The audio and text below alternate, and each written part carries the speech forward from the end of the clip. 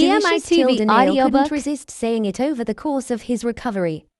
Sebastian had these cloudy eyes upon seeing his young master Nail enjoying his food. He couldn't help but notice how his young master's attitude became better after getting beaten.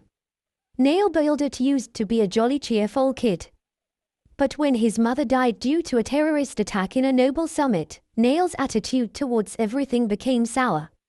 Upon seeing a teary-eyed Sebastian, Nail misunderstood his butler's reaction as fear. "The food is delicious, so you don't need to get scared or anything. I don't think I'll raise my hand to anyone ever again, elder." Sebastian couldn't help but smile upon seeing how he was reflecting and becoming who he once was. "I still can't get used to how everyone here is afraid and at the same time cares a lot for someone like Nail. He really was a bad guy. I just hope you can recover soon enough, young master." Nail actually was fine now, but knowing it was his middle school graduation, he decided to pretend that he was still in recovery. The school he went to was not that big, but it was still unique since not every state had one. Due to Nail's father, Pharaoh Buildet's decision, the school was established for all his people. Following the novel, Nail also did not go to his graduation, though his reason behind it was not explained by the author. I guess he was either embarrassed or the author simply did not think it was necessary. Schools in that world not only teach academic subjects but also seek students who have the talent for martial arts and magic. Not all states offer schooling for non-noble children. That was why most commoners, who as a kid shows talent for martial arts or magic, are adopted into the capital to be trained as a knight or a mage. There were exceptions, one of which was the Baron School of Buildet. Students get taught until middle school, leading to them applying to become an adventurer. This allows the students to have the means to support themselves when they pursue their education in the capital. Maybe that is why, even if he has a trash son, I mean my dad is still loved in his estate. Nail's thoughts were absorbing him, but what he heard snapped him back into reality. "Young master, I have a message from your father, Baron Pharaoh." Nail got nervous since they hadn't spoken after the duel. Pharaoh did visit his chamber while he was sleeping, but he did not wake him up. "I guess my dad will scold me now." Sebastian then continued relaying his message. His perfect posture and green warm eyes never left his gentle smile. "Your father would like to have lunch with you. Gulp asterisk. Nail nodded nervously. He knew it was time to face reality. Usually, after lunch, Nail would end up reading books available in his room. He meant to go to the library, but he patiently waited until he could. Not much has differed from how it was mentioned in the novel. From what he read, martial arts involved the usage of either a weapon such as a sword or the martial artist's fists. They would even be capable of using aura, something which resembled ki in Japan. As for magic, it was divided into basic elements including light and dark. One fault of Nail, considering his lack of talent in the sword, was that he never did try other weapons. As for magic, I need to research more if I can use it. I remember magic is hereditary or something that hasn't been done here. Nail knew his father from the novel. He was once a renowned swordsman, but he could no longer fight due to an injury he sustained. As for my mother, I never did ask anyone, just the simple knowledge of what I've read in the novel, arts and magic. She is dead. Nail prepared early. He was still nervous since it would be his first time having a conversation with his father after the duel. Nail wore a simple white polo shirt with black pants. Glancing in the mirror, he realized he still couldn't get used to it. Nail's hair now had a richer black than his original body. His eyes were dark brown, which closely resembled almonds, and his face was sculpted well. My hair is quite long for a guy, though considering razors don't exist here, maybe this hair isn't actually that long. He stared at himself some more. And what pale complexion. If I didn't already know I was human, I might have considered myself a vampire already. I guess it would make sense. I was once a villain. I do not know the standard of height and weight here, but I'm guessing I'm average for both.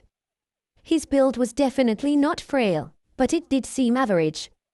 He recalled that it was far from the somewhat muscular build Andrew was described to have in the book. No wonder I lost in a duel of strength. If it weren't for his nasty attitude, the old Nail would surely be popular due to his appearance that emits both elegance and grace. As Nail was walking towards the dining hall, he heard murmurs of concern and gladness. "Thank Aurora, young master is fine."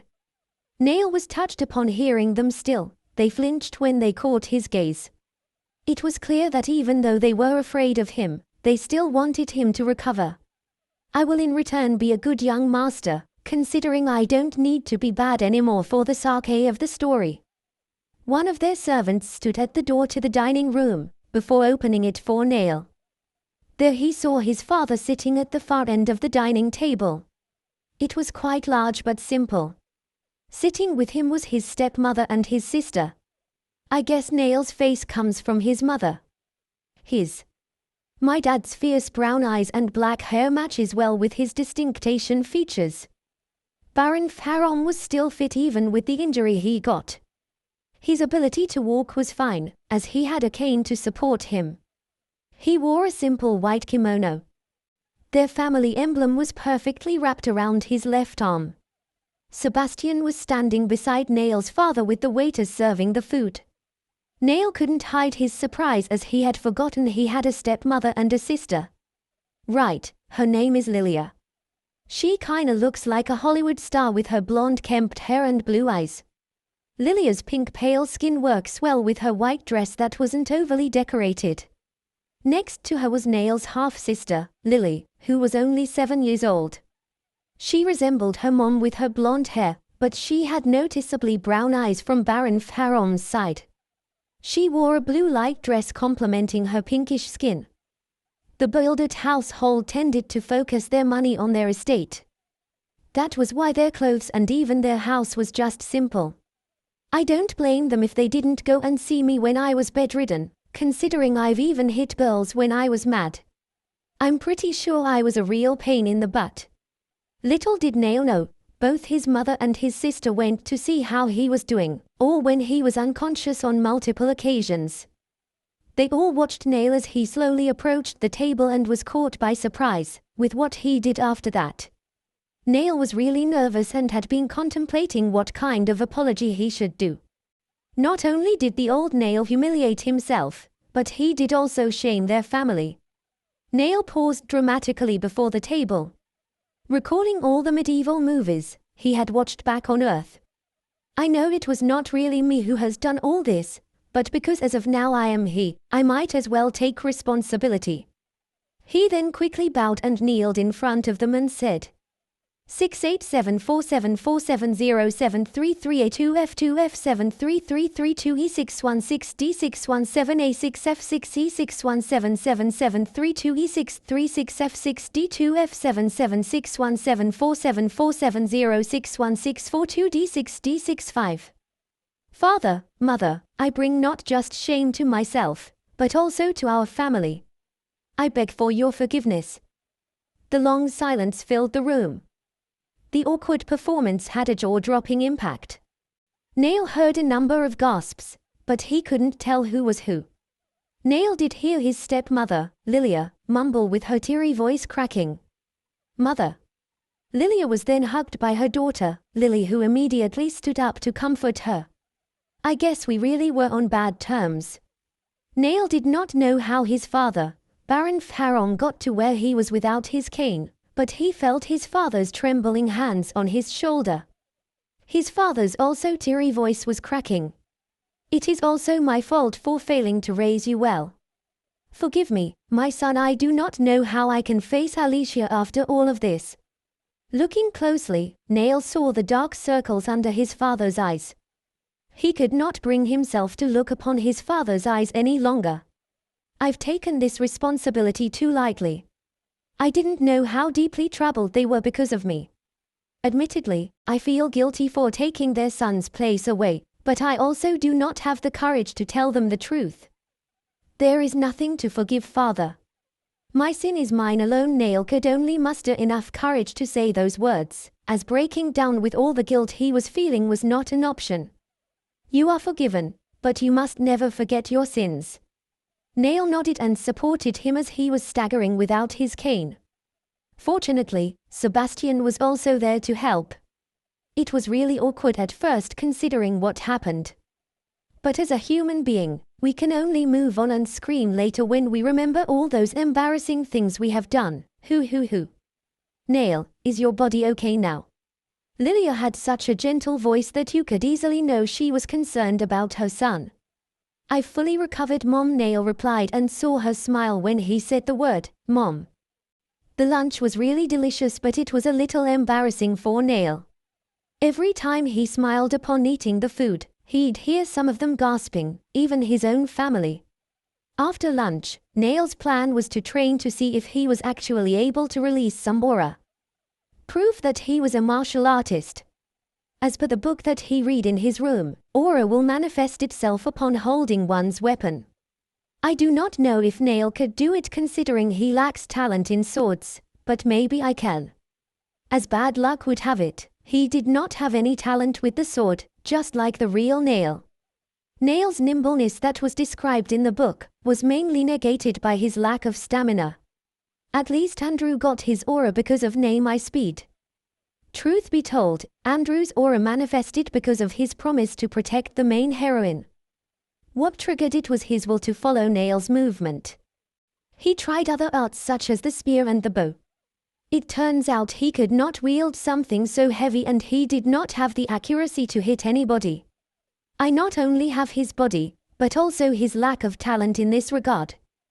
Back on Earth, I would have preferred a book than traveling, so I guess he should not have all the blame. Nail wanted to try magic, but he was so exhausted that he immediately went to bed. Asterisk. Nail spent a lot of his time in the library. After days of going back in there, people wondered about how much of a beating their young master has gone through to have his eyes opened. Nail had no plans to go to the capital and pursue his studies. That was why he neglected his martial arts training. To Nail, it was not an excuse, but only the way of how the story would have progressed. Nail Builder will live his life sleeping in the barren house, Phew. Or so he thought. Asterisk. You wanted to see me, Dad? Ah, yes, come in. Pharaon gestured to the seat in front of him and Nail sat down as he was instructed. This was his first time in his father's study. Bookshelves lined up in one corner of the room, and his desk was flooded with documents that he didn't care to look at, as Nail was not a man of politics. There were books that he was quite curious about, but he was sure he could read them soon in the library. Pharaon handed Nail a certificate. From his guess, it was his diploma, congratulating him for passing middle school. His father smiled, but Nail's face had no hint of joy. Son, will you be attending high school? I guess that's what has been bothering him. It's not surprising if someone told him I had stopped training my martial arts. Nail, as to not disappoint his father, tried his best to answer as rationally as he could. I figured out I lack the talent to continue pursuing martial arts, father. It is much better if I will just become a librarian. Nail could see his father, Pharaon, deep in thought with a hint of disappointment. Yet he managed to say, I see Alicia would have been proud of you. She was very fond of books. As much as I do not want to disappoint him, I'm just a minor villain that has been erased completely at the end of Volume 1. Capital is not an option. What kind of person was she, father? Nail knew he blurted out some blunder considering how surprised his father was. It was odd to be asking some sort of common knowledge between a parent and a child. Yet he has done so randomly to change the subject. I just wanted to hear your stories again, with Mom considering I've been out cold for weeks. Ha. Asterisk. Awkward dry laughter. Asterisk. Nail knew he should not have used that as an excuse, but it was better than nothing. Baron Pharaon looked at him closely. Nail was trying his best not to squirm in panic while he was seated. Asterisk cough asterisk. I guess Nail really did get mature, now that he is open to know more about his mom. I guess it would be fine again to show him some pictures. The old Nail could not even hold himself together when it came to his mother. He despised the nobles for her death and blamed the commoners for her passing. He could see how Nail's eyes twitched when their eyes met but were still strongly showing a fake composure of confidence. Just like how Alicia would look when she was intimidating someone. Baron Farron couldn't help but chuckle a little. That's right, your mom, Alicia, she really resembles you a lot. Nail tried his best not to look more shocked as much as possible. But when his father handed him some photos of his mother, he saw that she really did look a lot like him. The differences were that she had short white hair and bright red eyes. He then knew she resembled a vampire a lot more than he did. I kinda embarrassed myself for thinking I looked like one. Farron misunderstood Nail's solemn look of embarrassment to a kid yearning for his mother. She is one of the strongest women I've ever known. I don't know how strong my mom's martial arts is, but she looks as weak as me. He kept the thought to himself and just nodded to agree. Nail and his father, Baron Farron, talked a lot after that. He could see the sadness in his father's eyes when he talked about how he was not there at the Noble Summit, where she died. Nail was not really there to open some old wounds, so he tried his best to cheer him up. I'm happy as well to have a cute sister like Lily, and I'm sure Mom would have loved to meet them too. Alicia would have loved to meet them surely, she always wanted to have a sister and a daughter. Yes, it is a pretty normal thing to have a harem here, but that doesn't mean I want one, okay, They talked more about the past and the lands that his father managed and watched over. In both of which, Nail just nodded to look convincingly attentive. I hear you are often in the library. You can always read some of your mother's accomplishments there. Nail's gaze went elsewhere for a long time, nodding to look more knowledgeable about his mother. But his interest was immediately piqued right after. After all, she was an S-rank adventurer 2 ranks above me. With that, Nail became curious as to what his mom and dad were capable of. There is a saying that an A-rank adventurer can change the outcome of a battle, but an S-rank adventurer can end a war. As soon as their conversation ended, Nail quickly went to the library to read on their family's history. He sported a simple plain black polo and pants. Farron Buildit. Former B-rank adventurer. The artist of dual swords. He was injured after saving the Duke and King of the Western Continent, thus ending his career as a peak B-rank adventurer. After the War of the Continent, he was given nobility as the Baron of Buildit, a small estate under Duke Mard of Irigaria. Duke Mard is actually the father of Nail's ex-fiancée. I did not know they go way back. This was not in the story, how frightening. Considering my father's accomplishments and friendship towards the king and duke, that is probably why my actions had been taken lightly. But still, to marry a duke's daughter to a baron just because of friendship. I think I'm really taking this all too lightly as well. After some hours of reading, the bloodshot eyes of Nail scared a lot of people in the library. Especially since his reputation in their estate was somewhat still the lowest. He was overwhelmed by the scope of their history. Alicia Whitner Buildit. One of the few S-rank adventurers in the world. Also known as the Witch of Winter, married to a B-rank adventurer, Farron Buildit. Died in the Noble Summit after stopping the bomb that would have started another continental war. Student of Sebastian Claus, former Mage Captain of the Western Continental Front, WCF. Nail couldn't express how surprised he was to know. The first villain of the book he read had these amazing parents and a butler that was the equivalent of a peak B-rank adventurer. I guess the author wanted to erase the presence of this strong individual that would ruin the main protagonist's limelight. Lucky for the author, I do not wish to join the battle that will soon unfold at the end of Volume 3. Heck, I can't even write with both hands, so do not expect me to wield 2 swords. Nail became curious and somewhat looked forward to seeing if he could use magic. If I can use some sort of elemental magic, I could start flames when I'm cold, cool myself when I get hot, sell mineral water that'll surely boom well, and make vases or sculptures out of the earth's free dirt. Nail shook his head out of embarrassment as he thought of those childish things. Of course, I would never willingly taint my family's name further by doing any of those. This cursed seed has done enough harm. After all, I am the son of Alicia Buildit, phew. Luckily, the library wasn't that packed when Nail unintentionally laughed like the villain he was once. But those people who did hear it started spreading the new mystery within the Buildit library, the Shrieking Book. If I have time after reading all these books, I might as well ask Elder Sebastian to train me with magic. Rumor has it that their young master, Nail, declined the high school recommendation in the capital. Even the Duke, who revoked his daughter's engagement with the young master, felt pity and tried his best to stop the tradition.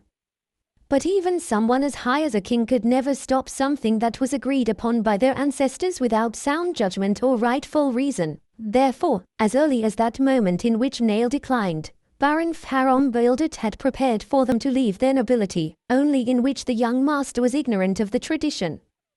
This tradition stated that the successor of a noble should have his /her son/daughter admitted to the capital high school in which they will partake the rights of claim to the said position. In a case wherein the son/daughter declines the admission, the noble should prepare another successor in which he/she should also be capable of passing the high school entrance exam. The problem in the Buildit estate was that Lily was a normal girl just like her mother, Lilia, without having any affinity to martial arts/magic. Not to mention, Baron Faron was injured and incapable of holding the title without a successor in place. It was only possible at first because Alicia Buildit, the first wife, was capable of the title of Baroness. Even back on Earth, when Nail focused on some books or works, he tended to forget or be unaware of his surroundings. That was why the Buildit family misunderstood Nail's actions as somewhat determined to leave his nobility aside. It might have been selfish to some, but for the Buildit family, who was living their lives as commoners in the past, it was more understandable. Baroness Lilia came from the northern continent as a commoner. Her family was one of the casualties of war during which she was rescued by the Western Continental Front. In there, she worked as an artist at Duke Gregorio Estate. There she met Baron Faron, a widower, and the rest was history. It was in the middle of the afternoon that Nail decided to go home earlier because the library that day was quite full. The Buildit mansion was not big enough to have their own facility such as a library. Baron Faron decided that instead of reconstructing the mansion into a bigger one, he would split the facility that would then be open to all his people. As Nail was walking towards home, he spotted his sister, Lily, with her toys, or so he thought. "Lily, what are you doing? Isn't it hot to be playing outside?" Nail concerningly asked as he saw Lily under the sun. What seemed like Lily's toys, at a closer look, was a wooden sword and a stick. What seemed like playing outside was actually a stick and sword that was being swung.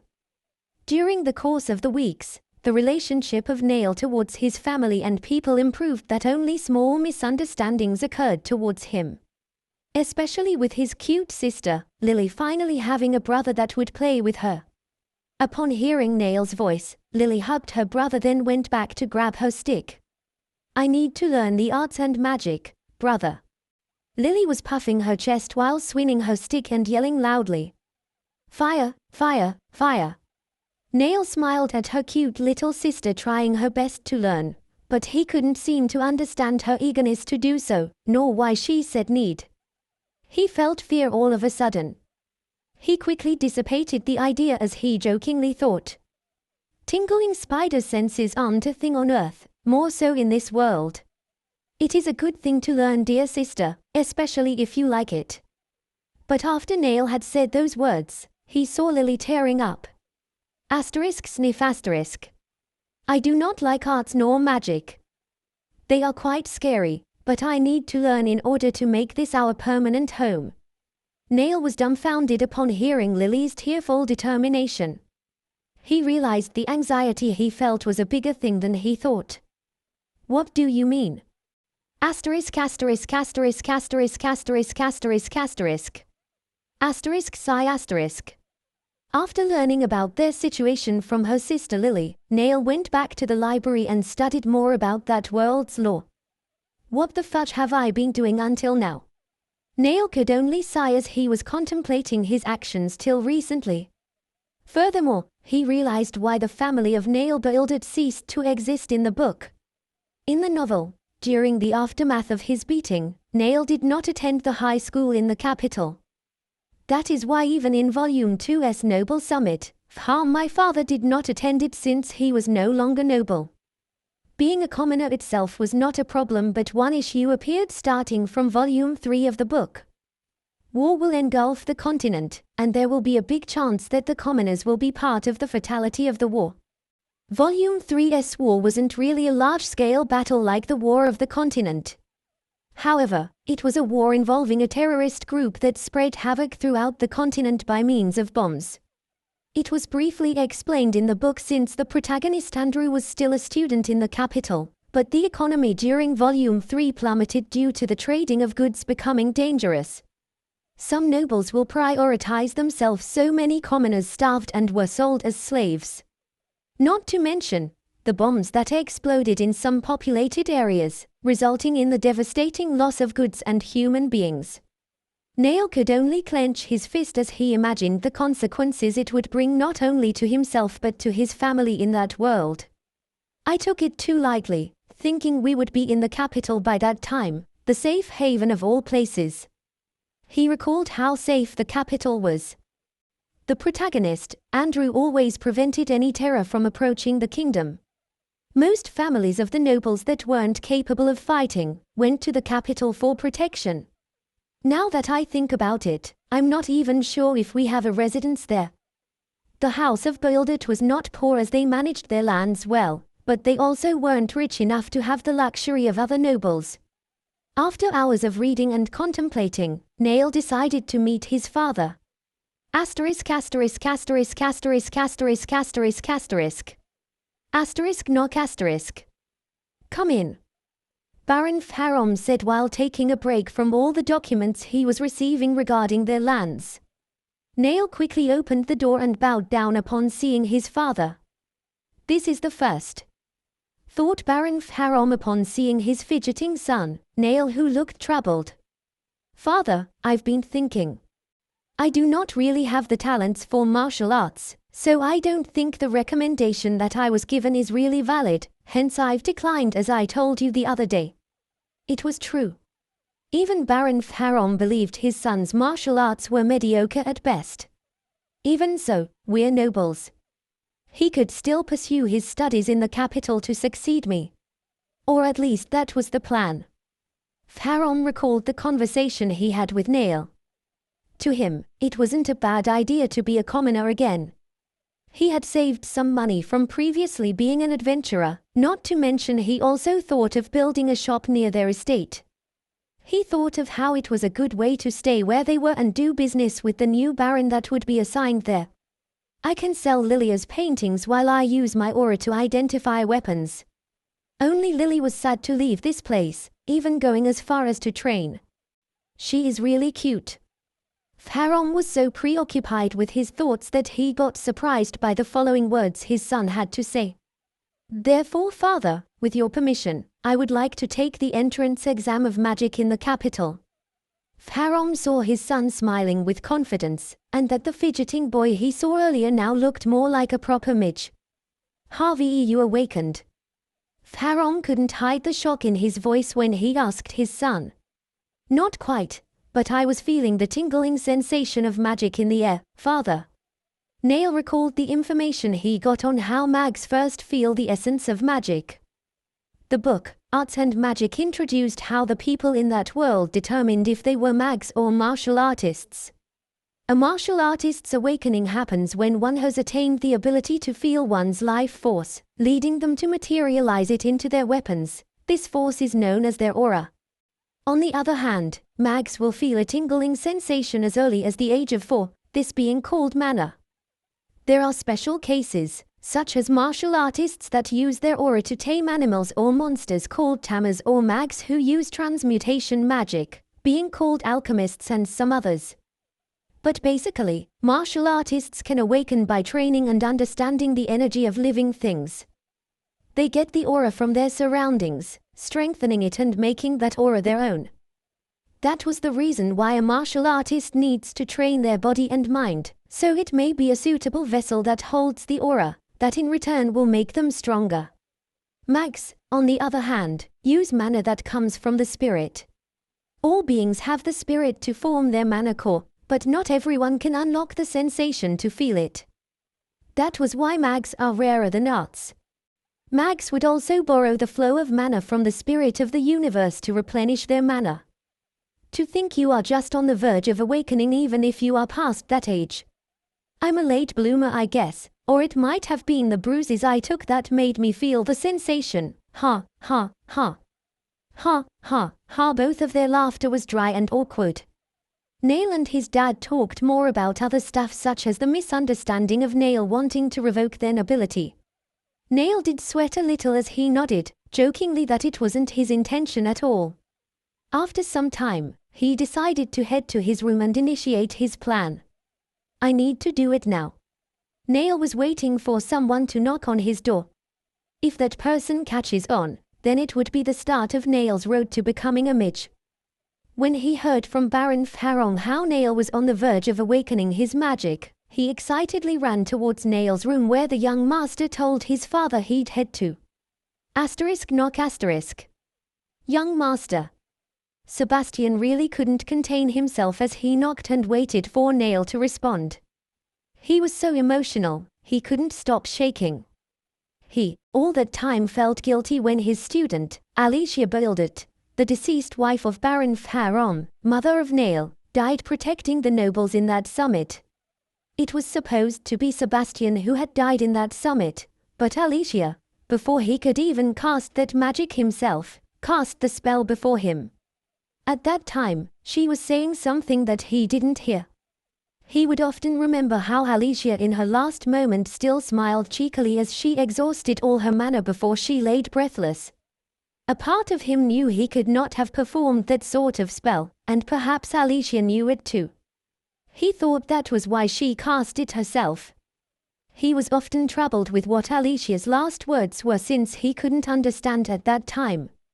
Not until Farong had approached him and told him it was not his fault. There he realized what Alicia was trying to tell him. Take care of my family, sensei.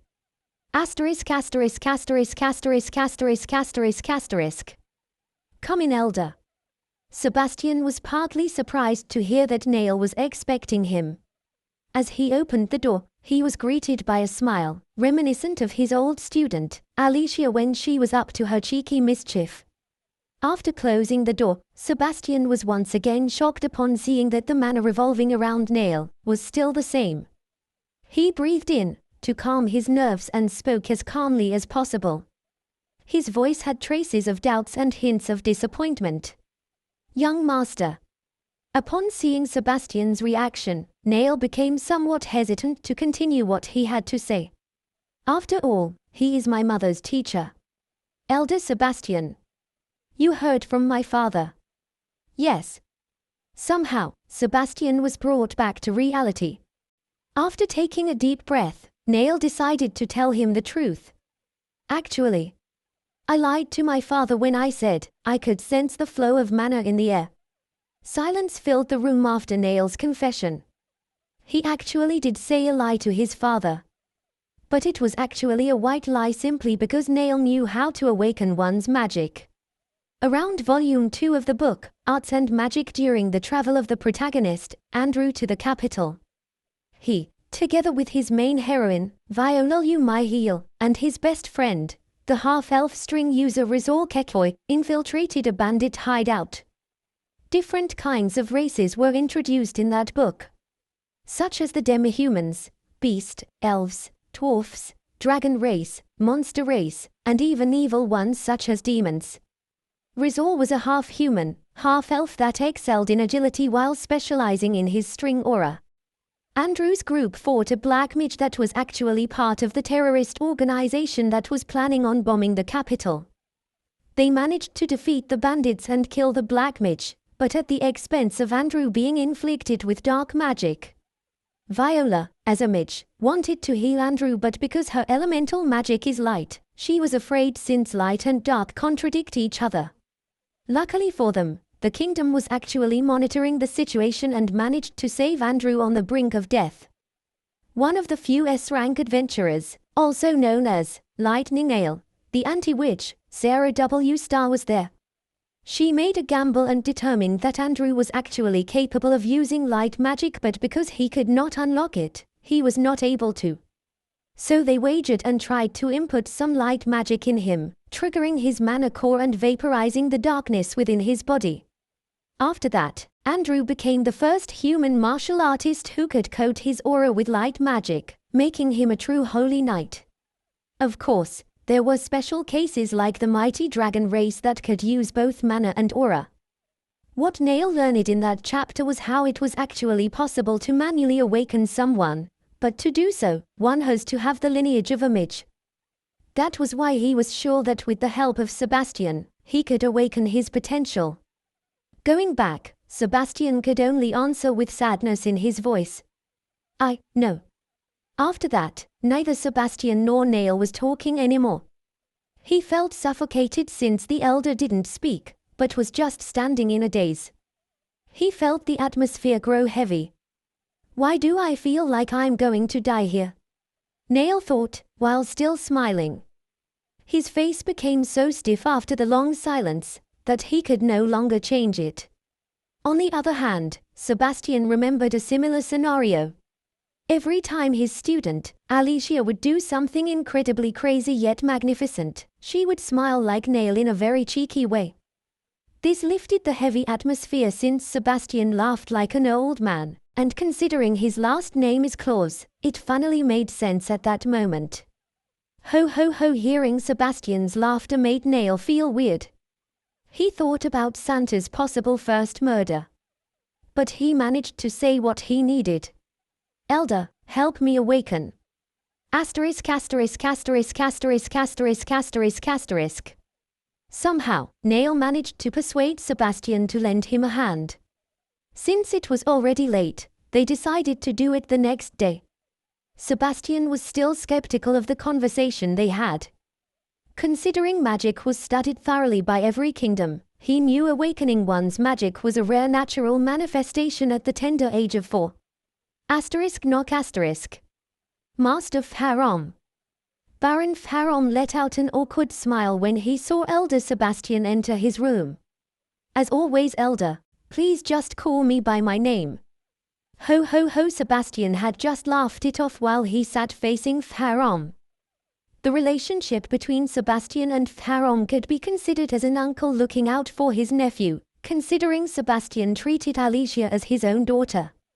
So how is my son? We've talked about some matters that he wanted to be kept only between us. Sebastian recalled the conversation he had with Nail. Will you help me awaken, Elder? If I will be of use, then I will gladly help you, young master. Thank you, Sensei. But how? Believe in me, Sensei. Ho ho ho. Young master, since it is getting late, let's continue tomorrow. Of course. But I hope you will keep these matters only between us. As you wish, ho ho ho. I see. Ever since he got beaten, he changed for the better. Baron Harom couldn't really hide his gladness upon seeing the changes happening towards his son. Back then, he was really afraid that his son would be caught in a mess that he himself initiated.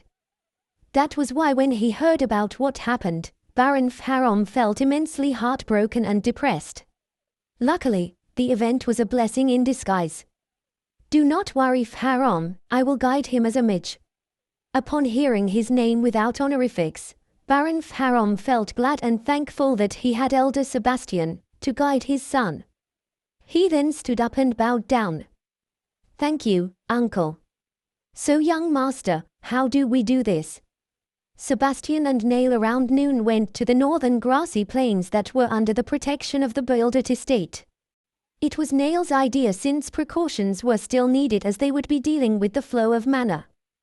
They both seated down facing each other as Nail smiled seeing Sebastian's curious gaze. Nail was wearing a white kimono while Sebastian was with his usual butler attire. Well, Elder, I will explain first what we will be doing today. Sebastian nodded and gestured to Nail to continue. Before we start, I would like to say, I cannot explain how I thought of this, Elder. At that point, the mood became serious but was easily expelled by Sebastian's reply. So I just need to trust you. Ho ho ho, do not worry, it is the duty of the teacher to trust his student. Thank you, Sensei. I hope from now on you will just call me by my name. Not only did Nail resemble Alicia, he also got his personality from his father. Sebastian happily thought. He then says, Nail, let us begin. That brought, yet again, a smile on Nail's face. This is based on the source that I cannot name and the studies that I have gathered. Sensei, what do you know of mana core? Nail was actually dealing with two things when he started the question. First, because he was transported into a world he had read, he was certain that he could awaken. Second, Nail over the course of his stay in that world, read books about the fundamentals of aura and magic. He had formulated a theory on his own based on his understanding. Back on Earth, Nail was actually a bright student, but because he was surrounded by intelligent and studious people, he was outshined. Not to mention, he had no time to study since he had to provide for himself, and the only leisure he could get was in reading fantasy books that he found interesting during his free time. Well, Nail, I recall that upon awakening, that person's mana will be determined by the color of his mana core. Sebastian continued as he further recalled the theory behind the colors of mana. The core's color determines the purity of one's mana. The purer one's mana, the more magic they can handle, therefore, the stronger the mage is. Sebastian added on. That is why newly awakened mags will have a violet mana core. If they are talented enough, they will advance to indigo. Noble kids that are mostly trained in mana-filled places find themselves awakening a blue mana core. The rarest of the rest are the kids who are talented enough that at their awakening are able to reach the peak of a green mana core, resulting to them reaching the yellow mana core at an early age. Orange and red would consider them as a grand mage. But do you know the epitome of them all? Sebastian then got sentimental as without waiting for Nail's answer he said. The pure white mana. Your mother, Alicia, is one of those that possess white mana from birth. I was lucky enough to have been her teacher and now lucky enough to be the one guiding her son. Thank you, young master. He stood up and bowed down showing true gratitude towards Nail. Nail as to reply stood up while patting Sebastian's shoulders. That is Nail to you, Sensei. Nail smiled with a big cheeky grin. They both laughed and sat at the ground. They then continued their conversation like nothing happened. Then based on that statement, Sensei, 8 colors are said to represent the cause of one's mana as the colors of mana are also 8. Sebastian nodded to agree with that statement. Yes, Nail, a person's core and mana color are represented by the 8 colors. Sebastian passionately continued. That is why some spirits are not strong enough to produce a mana core, resulting in a void described as black. It was fundamentally explained as to why some people cannot feel the flow of mana. Even if all humans have mana, not all of us can have a mana core. Sebastian then saw Nail grinning more cheekily than before. But Sensei, I think it is only one. What do you mean, Nail? But Nail's answer shocked him the most. Sensei, mana cores are always white, to begin with. The varying colors of mana are a result of the many spirits of the world. As a former captain of WCF, Sebastian had access to a lot of things, including a thesis on why a core's color differs depending on one's purity. Sebastian's overly passionate statements were used even in school, because the color black was a representation of void or the so-called missing mana core. Sebastian then recalled the face of his student, Alicia, grinning like her son, Nail. He could not help but feel nostalgic. Sensei, mana cores start from the clearest color. But worldly spirits have different colors of mana. Sebastian then thought deeply before he could ask quietly and seriously. Are you saying upon awakening, one has a way to filter the color of the mana in their core? Sebastian thought as sweat dripped from his face. If what Nail is saying turns out to be the truth, not only will it be phenomenal, but it can also lead to war. Sensei, before mags can awaken themselves, different colors of mana are penetrating the person's body, which over time result in impurities that block the mana core from even achieving awakening. Nail then closed his eyes as though he was thinking deeply. Sensei, that is why nobles who have access to facilities that are filled with less tainted mana tend to not just have the superior color of mana at their awakening, but also have a higher chance of awakening. Those kinds of places have fewer impurities. Although blue should actually be the first color upon awakening, not the darker ones. Nail's thoughts by then were purely based on the primary colors. Sebastian was actually massaging his forehead with both hands upon considering Nail's words were not entirely impossible. Nay, they are very possible. Then wouldn't the awakening part still be determined by chance to feel the sensation of mana? Actually, Sensei, the tingling sensation of mana that could be felt upon awakening is actually a person's mana core filtering itself of impurities. The darker the color of mana the person is always interacting with, the less the chances are of that person awakening. But Nail without the ability to filter. But before Sebastian could even finish his sentence, he saw Nail open his eyes. He met his almond gaze that was full of depth and mystery. Fundamentally, Sensei, it is true that void is not a color of mana, but a combination of colors resulted as black. If that is the case, violet, indigo, and some of the claimed colors of mana are also just a combination of colors. In other words, Sensei, we all possess the ability to filter our mana core, but because of impurities or the abundance of colors, some mana cores are so darkened they could no longer awaken. Sebastian was now looking at Nail in a completely different light.